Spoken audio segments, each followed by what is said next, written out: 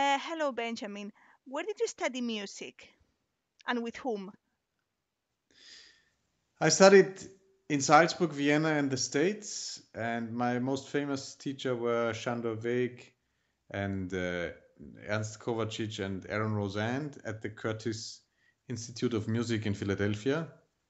And then I went back to Salzburg to finish my studies there. Hmm. But I took any available masterclass with all the last generation of great violinists and teachers like Dorothy DeLay and Joseph Kingold, Isaac Stern, um, Nathan Milstein, uh, Franz Samuel. These were all very important to me.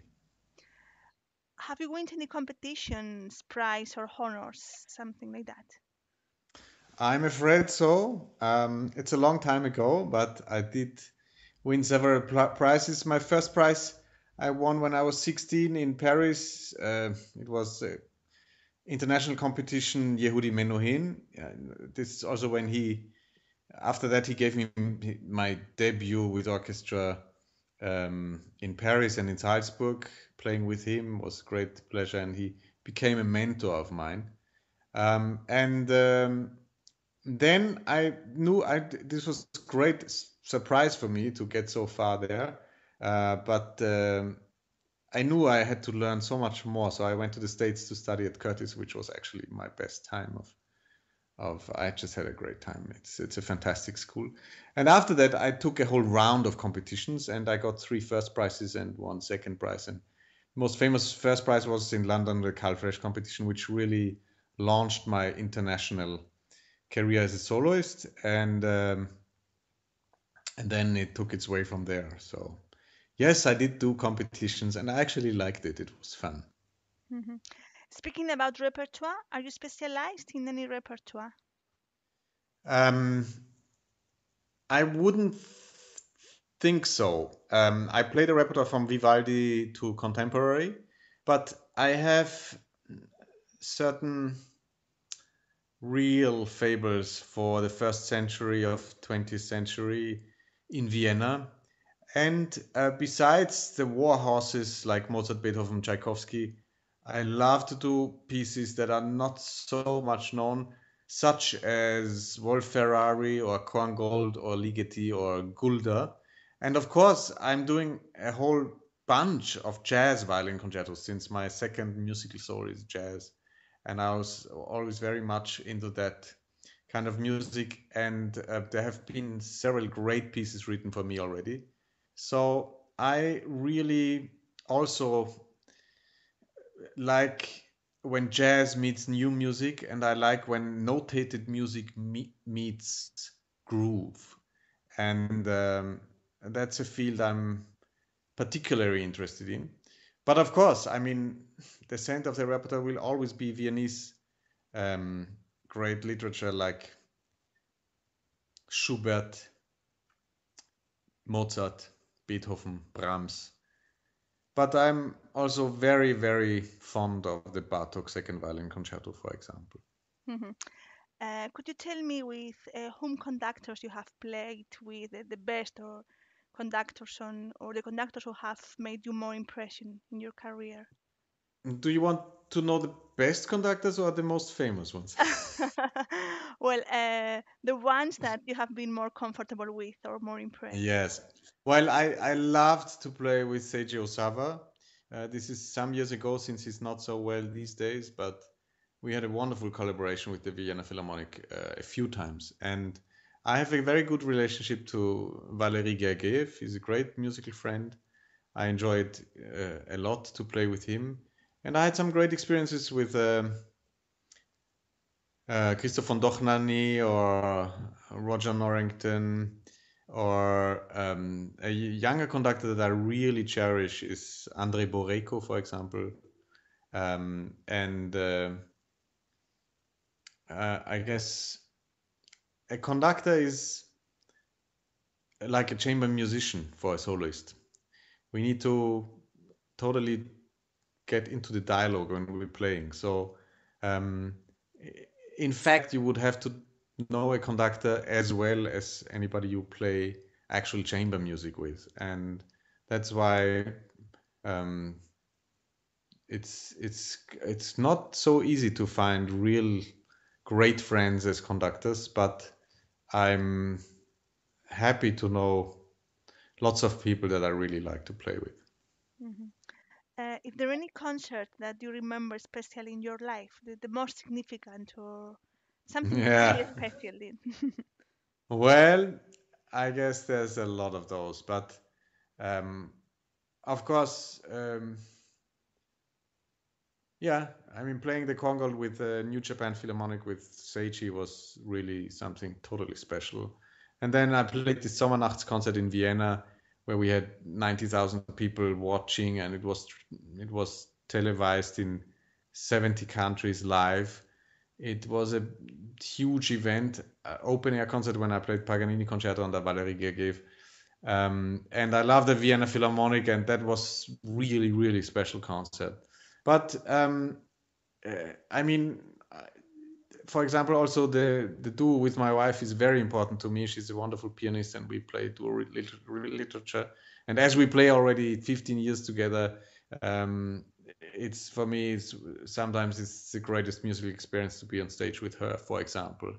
But I definitely also have to talk about jazz here because the colleagues I meet in jazz music are most amazing musicians, and they have a different grasp and a different um, touch to music. And I have the most incredible experiences with people who have ears that many classical musicians can only dream of. So I'm very blessed to have access to both worlds of music, and I think it's really of the 2,500 concerts I played in my career, there must be uh, dozens and dozens of experiences that I cherish very much in my heart. So, Mhm. yeah, long question. And the festival of this year is based on Mozart. In your opinion, why is Mozart one of the great composers of the history? I think Mozart was the most talented composer because he has something like, which I call natural order. I mean, we are all looking for some kind of organization in our life, and it's hard to struggle through daily life with that. We have to improvise all the time, and we try to get a grip on what we are doing. And in Mozart's music, is like everything falls into place naturally. He has this fantastic organization and sense of form like nobody else. I mean, it can't be wrong. And I don't know one note that is not great from Mozart. And it's just I would call it the right guy at the right place and at the right time. Everything came together in this one spot, Mozart. And this would not be enough, to just be perfect. I think several masters in the arts achieved that, but he is touching our soul, and he can be dangerous, and he was a ambivalent personality. It's very, very interesting, and it goes deep, but overall, there's this love and beauty that he had within himself, and he knew it, and he just could put it into the notes and into the music like nobody else. What significant aspects would you stand out of Mozart's violin repertoire? Well, I have to name the violin sonatas because Mozart played two instruments. It was the violin and the piano, and he played it all his life, and he played it very well. Of course, the piano took first role after he was an adult. But the violin sonatas, for example, they follow throughout his whole life as a species in his oeuvre. And he started when he was 6 years old to write violin and piano sonatas. They are great pieces, by the way. I recorded some of it, and I just edited the whole bunch for the Henle Verlag in Munich, and it's been a great voyage. And we are currently releasing fragments of Mozart for violin and piano, and there's dozens of those, really, really interesting, and they are completed now by Robert Levin, a fantastic Mozart specific.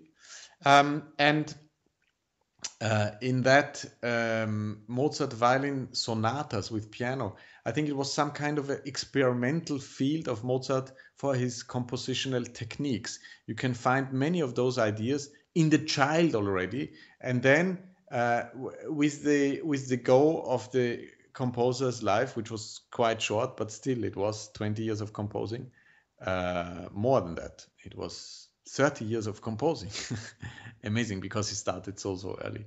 And there it's like a biography of his life and of his compositional techniques. And always about 50, 100 Ks later, I want to say Köchelverzeichnis later, you can find many ideas that he had in the violin piano sonatas, in his operas, in his symphonies, in many of his sacred works. So I think they are quite a miracle. There's 32 of violin Mozart sonatas in the whole, if you count also the Wunderkind sonaten, and it's really interesting that he never lost interest in that kind of species. Because with the violin concertos, which of course I love to death, the violin concertos were written when he was 19 years old, and that's it, all 5 of them. And then there's the Sinfonia Concertante, which is probably the greatest violin concerto, but then the piano really took over in his career. So I think Mozart violin sonatas, each of them are telling a complete story by themselves and a complete drama by themselves, and they have a complete atmosphere by themselves. I think they are miraculous. So I would really name those first. Three words to define Mozart. Sorry? 3 words to define Mozart. 3 adjectives or 3 words who defines him. That define him. Yeah.